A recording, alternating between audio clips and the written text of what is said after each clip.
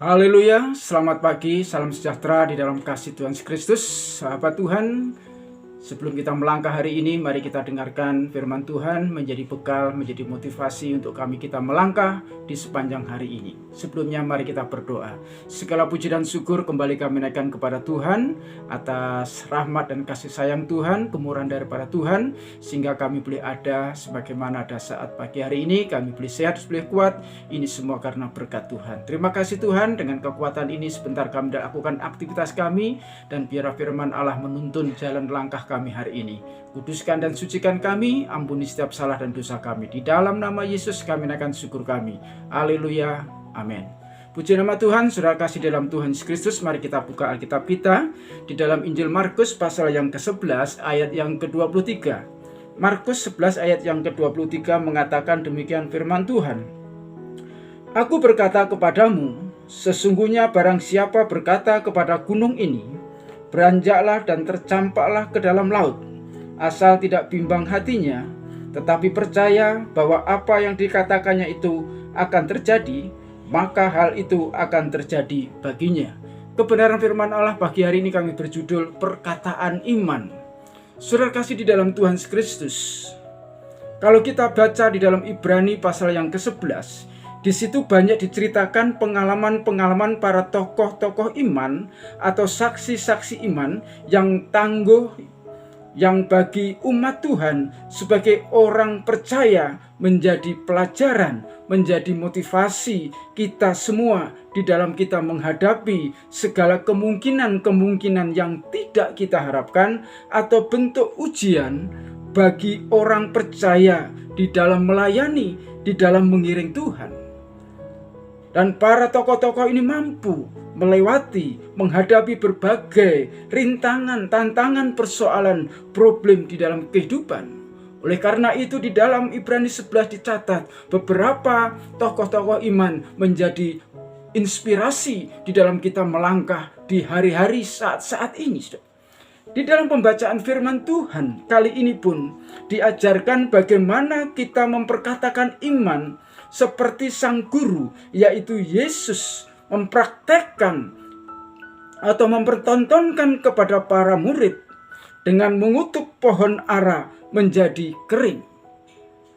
Itu artinya saudara terkasih di dalam Tuhan Yesus Kristus, perkataan itu mengandung kuasa, apalagi di situ disertai dengan iman yang kuat, dan itu sudah dibuktikan oleh Tuhan Yesus.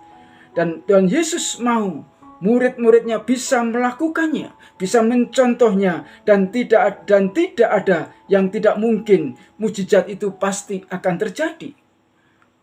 Di dalam pembacaan berikut kali ini saudara kasih dalam Tuhan, Yesus mengajarkan bagaimana memperkatakan iman dengan benar, memperkatakan iman dengan sungguh-sungguh.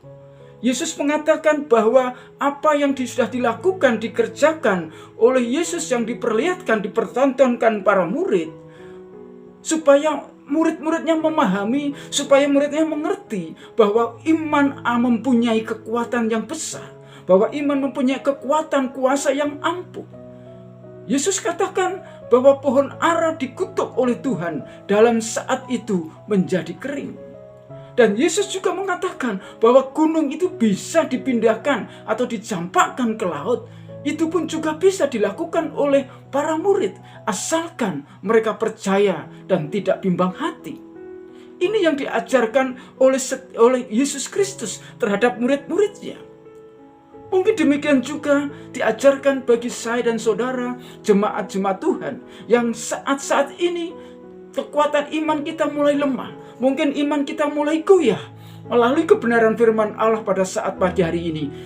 Biarlah Roh Kudus menguatkan kita semua, memberikan semangat, memberikan gairah kembali, memperkuat iman kita di dalam kita menghadapi segala kemungkinan-kemungkinan yang tidak kita harapkan. Oleh karena itu saudara sekasih dalam Tuhan, apa yang dilihat mata, apa yang kita lihat, kemungkinan itu mustahil. Tetapi jika kita mempunyai kekuatan iman, mempunyai kuasa iman, semuanya itu bisa teratasi, semuanya bisa tertolong, dan semuanya bisa terjadi. Sebab tidak ada barang yang mustahil bagi Tuhan. Saudara kekasih di dalam Tuhan Kristus, Selain perkataan iman yang benar, apa yang harus kita persiapkan? Apa yang harus kita lakukan supaya kuasa perkataan iman ini dapat terwujud seperti yang diajarkan Tuhan Yesus Kristus?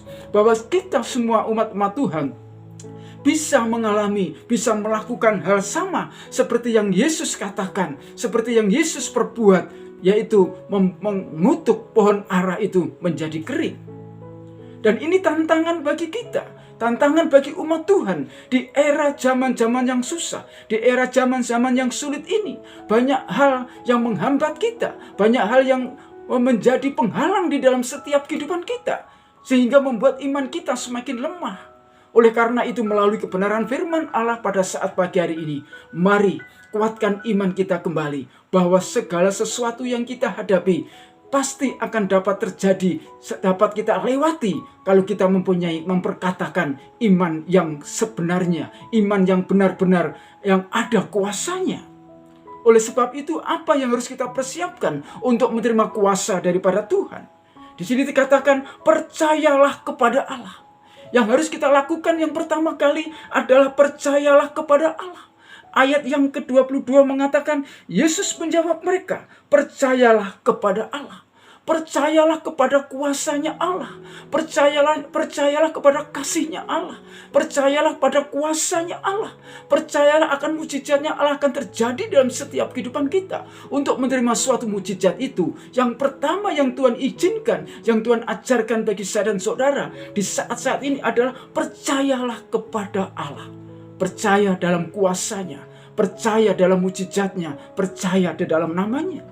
Seperti kita mau masuk ke sebuah toko serba ada, kita berkeyakinan penuh bahwa toko itu pasti menyediakan apa yang dibutuhkan oleh pelanggannya. Toko serba ada itu kita yakin, walaupun kita belum pernah masuk ke toko serba ada, tetapi karena kita melihat toko serba ada, maka kita berkeyakinan penuh bahwa di toko itu menjual apa-apa. Artinya serba ada apa yang dibutuhkan oleh para pelanggan. Seperti kita naik kendaraan umum. Percaya itu seperti kita naik kendaraan umum. Meskipun kita belum mengerti di mana kota itu kita tuju, di mana yang kita tuju kota itu di mana, bagaimana, kita belum mengerti. Tetapi karena kita percaya pada sopir, akhirnya katanya sampai juga di dalam ketujuan. Kita percaya, kita belum mengerti, kita belum mengenal, kita belum pernah menganjak suatu kota. Tetapi kita mau pergi suatu kota dan kita percayakan hidup kita, perjalanan kita kepada sang supir itu. Dan percayalah bahwa supir itu akan membawa kita ke tempat di mana kita tuju. Saudara kekasih dalam, apalagi kita, apalagi Tuhan. Apalagi Tuhan yang terjadi di dalam kehidupan kita. Apalagi kita percaya kepada Tuhan yang mempunyai, yang berkuasa atas langit, bumi dan segala isinya. Tuhan akan menuntun kita. Tuhan akan membawa kita kepada segala apa yang kita butuhkan. Selama kita mempercayakan diri kita seperti sang sopir tadi. Kita mempercayakan hidup kita kepada sang sopir ini. Itu akan terjadi dalam setiap kehidupan kita. Apalagi Bapa kita di surga akan memberikan kita pertolongan. Tuhan akan memberikan kuasanya atas kehidupan kita selama kita percaya kepada Tuhan. Hal yang pertama untuk mendapatkan kuasa, pertolongan, mujizat daripada Tuhan. Yang pertama, poin penting yang pertama, yaitu percayalah kepada Allah di dalam kuat kuasanya. Yang kedua, apa yang harus kita perbuat? Yaitu di dalam ayat yang ke-23. Asal tidak bimbang hati. Poin yang kedua, asal tidak bimbang hati.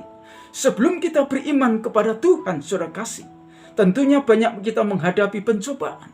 Tentunya kita banyak menghadapi ujian, menghadapi banyak persoalan. Hal ini yang terkadang membuat kita ragu. Hal ini yang membuat kita bimbang hati untuk percaya kepada firman Allah. Tetapi firman Allah di sini katakan, kamu dapat memindahkan gunung. Kamu dapat memindahkan gunung. Bukan saja kamu bisa mengutuk pohon ara ini, tapi Yesus katakan kamu dapat memindahkan gunung. Gunung di sini artinya, saudara, kalau ada sesuatu yang kita anggap berat, kalau ada sesuatu yang kita anggap berat dan mustahil untuk dilakukan, untuk kita lakukan. Tetapi jika kita percaya sepenuh hati tidak bimbang, semuanya tidak akan Tidak ada yang mustahil bagi Tuhan. Gunung-gunung persoalan, gunung-gunung pencobaan, beban hidup, problem yang menumpuk bagi gunung. Saudara kasih, kalau firman Allah katakan, gunung itu bisa disingkirkan dan dapat beranjak dari tempatnya. Disingkirkan oleh Tuhan. Oleh sebab itu saudara kasih, kalau tidak bimbang hati, kita bisa apa yang dikatakan oleh Yesus sebagai yang menjadi motivasi kita, itu bisa terjadi. Artinya saudara, meskipun kita hanya memiliki iman sebesar biji sesawi, walaupun kita mempunyai iman sebesar biji sesawi, tetapi jikalau kita mempunyai hati yang kuat, iman yang kuat, tidak bimbang hati, maka sesuatu akan terjadi di dalam setiap kehidupan kita. Jangan, tidak ada mustahil bagi Tuhan. Selama kita percaya kepada Allah, selama hati kita tidak bimbang, di saat-saat ini, keadaan-keadaan di lingkungan kita, kalau tidak memungkinkan itu bisa terjadi, membuat iman kita semakin goyah. Tetapi yakinlah, iman itu, perkataan iman, perbuatan iman, mengubah segala sesuatunya. Yang ketiga, apa yang harus kita miliki untuk kita menerima mujizat Tuhan? Yaitu tidak simpan kesalahan orang lain. Artinya melepaskan pengampunan.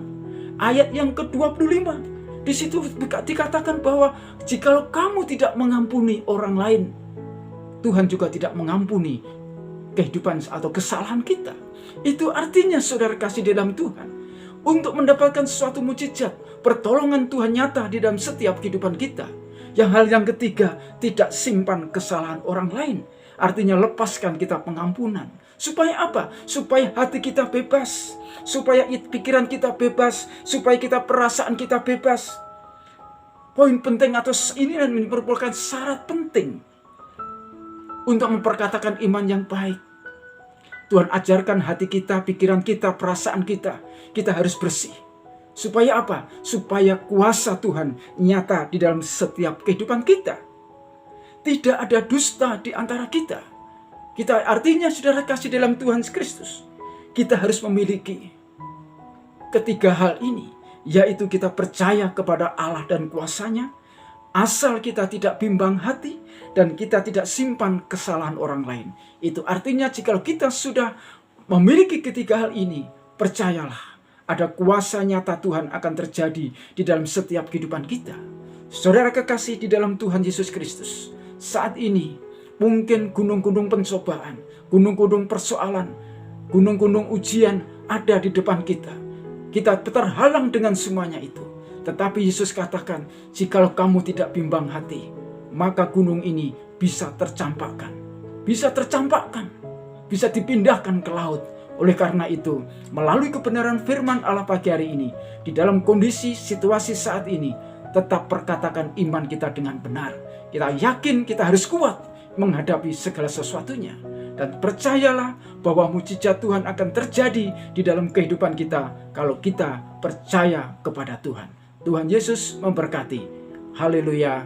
Amin. Mari kita berdoa. Kami mengucap syukur Tuhan atas firman-Mu pagi hari ini yang boleh memberikan motivasi semangat di dalam kami melangkah, bahwa hati kami, hidup kami memerlukan mujizat kuasa Tuhan. Oleh sebab itu berikan kami kekuatan untuk tetap percaya kepada Tuhan, supaya hati kami tidak bimbang dan kami melepaskan pengampunan bagi orang yang bersalah kepada kami, sebab kami ingin mendapatkan suatu pertolongan Tuhan, mujizat yang daripada Tuhan. Terima kasih Tuhan. Meteraikan firman-Mu dalam setiap kehidupan kami, hati umat-umat Tuhan, dan berbicara terus dalam setiap hati kami.